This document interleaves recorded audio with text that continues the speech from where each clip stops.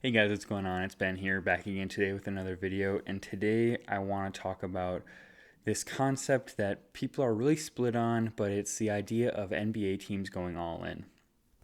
And so if you don't really get what I'm talking about just from that, what I mean is in the NBA, as far as roster construction goes and general direction of different teams, there seems to be really two schools of thought. One is do whatever it takes to be a championship team. If it means you win one championship in the next 10 years, you're bad, you do it because a championship is the most valuable thing. I would say that's one school of thought. The other school of thought would be do whatever it takes to be a contender for as long as you can be.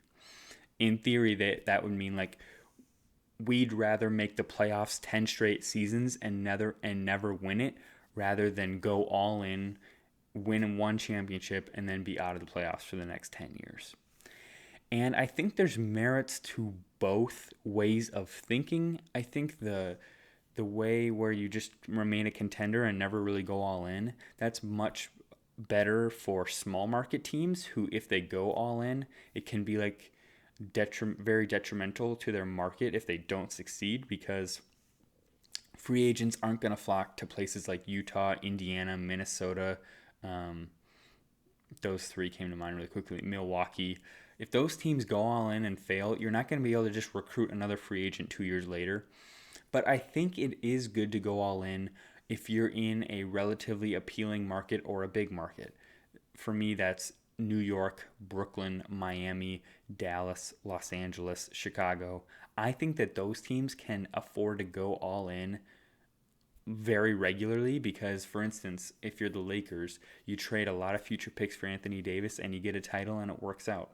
If you're Brooklyn, you do this recent Harden deal, you bring in Kyrie and Durant in free agency, you trade away a bunch of future picks, and now they're set up with probably what's the most talented roster in the NBA on paper, at least. They did a similarly risky move, obviously, in 2013, bringing in Jason Terry, Paul Pierce, and Garnett, and that didn't really work out for them. But the thing is, like, yes, they had like 4 bad years in the middle there, but now they're back and they're the most talented team in the NBA because free agents will constantly flock to these appealing markets. Um, Dallas has never really successfully done it, but they've repeatedly tried to go all in and get huge free agents. Like they tried to get Dwight Howard, but it seemed like every year between 2010 and 2015. In that same period of time, they were really trying hard to get Darren Williams when he was still like an all-star in his prime, and Chris Paul at one point. They tried to trade for Shaq at one point, like in 2004, to pair him up with Dirk. I believe they might have tried to get Kobe at one point too. So they've always been like looking to go all in. They just haven't had the right opportunity come along. As I talked about, the Lakers have gone all in before with the Anthony Davis and LeBron duo and trading a bunch of young assets and picks for that combination to come together. The Clippers did the same thing. They traded, um, you know, it seemed like about 6 first round picks to get Paul George, which led to Kawhi also wanting to sign there. And that's a situation where on paper they're at least they're around like the second or third best roster in the NBA, and they have probably one of the handful of teams with a shot to legitimately win the NBA title. I think for those teams, and same with Miami in the Big Three, they traded away all their depth to get the Big Three and be able to sign Bosh and sign LeBron 10 years ago. I think it's worth it for those big market teams. Um, I think, if you're the Lakers or if you're the Clippers in the biggest market in the US, it seems like, why would you just want to be a first round exit every year when your opportunity for economic prosperity is so much higher if you're a championship team? And you can bounce back if you make a big mistake, honestly. Like, look at the Brooklyn Nets. People thought that that was going to be the black mark of the NBA for years to come. And it's not. Like, they went belly up. You'd say their worst years were like 2016 and 17, and in 2019, 2 years later, they signed the two best free agents, or two of the best free agents on the market, and they're looking just fine now. um, And so I guess what I'm saying is like going all in, teams shouldn't hesitate to do it if they're in a big market because for me the upside is so much higher than the downside of it going poorly. Like if the Lakers are bad for 5 years cuz they went all in and made a bad decision, they'll still have great attendance like they have in those years with Xavier Henry and the others who were really bad. And like the D'Angelo Russell, Julius Randle years, they were still getting high attendance. And I mean, the Clippers don't get great attendance, but they still are in Los Angeles and get decent attendance. And considering the market they're in, it's still a lot better than a lot of other teams. But I will say, if you are the Milwaukee's, the Minnesota, Indiana, Utah kind of team, Oklahoma City, it's much harder to do that because you're basically, unless you overpay a ton, like the Hornets just did for Gordon Hayward, you're never going to attract free agents. And so if you go all in and trade a bunch of future picks, you're really hampering yourself because already you have one less way of bringing in talented people. But this comes to mind for me with teams that were in the mix for this Harden deal and didn't want to pull the trigger, like Denver, like Boston, like Miami, and like Philadelphia, who didn't end up getting the deal done. I realized Philadelphia had good reasons because Houston was getting way too greedy with them.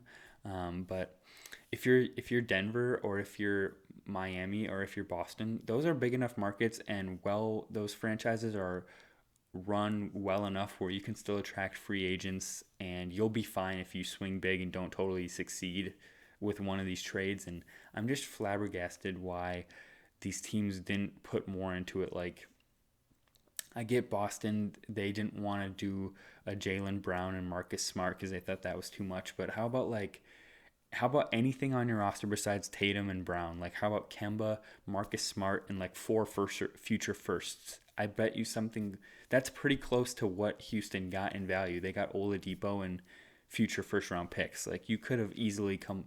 I would say like Marcus Smart and Kemba are definitely at least worth Oladipo, probably more so. And then you could throw in 4 first round picks, and that would probably have gotten it done, along with a bunch of pick swaps. But for some reason, they didn't pull the trigger because they just want to stay the course and they just want to be a contender but never quite get there. Same with Miami. I don't get why they didn't go for it.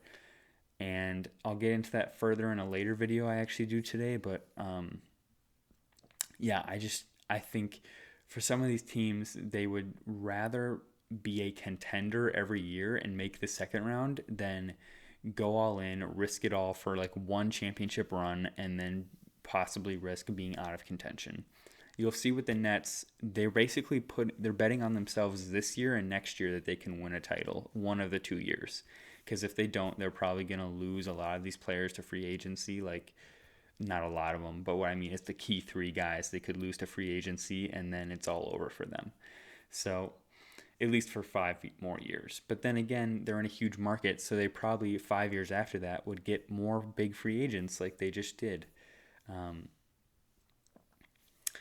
The Knicks are the weird one where they've tried to go big a lot and they failed. So now they actually have this like stigma that if you go to New York, you're kind of doomed, it seems like. But they keep trying to go big, and eventually it may hit and they may do well. But overall, my point of this video is if you're a big market team or a historically super well run franchise like Miami or Denver, you should stop being so satisfied with just making the playoffs and getting bounced or making the second round. You should go all in and try to win this thing. If Denver would have brought in Harden, they probably would have pulled into even with the Lakers for being the favorites in the West to me. If you would have traded something like MPJ, Gary Harris, and Will Barton for Harden and been able to have a Murray, Harden, and Jokic big 3, they would have been so much more threatening than they are right now.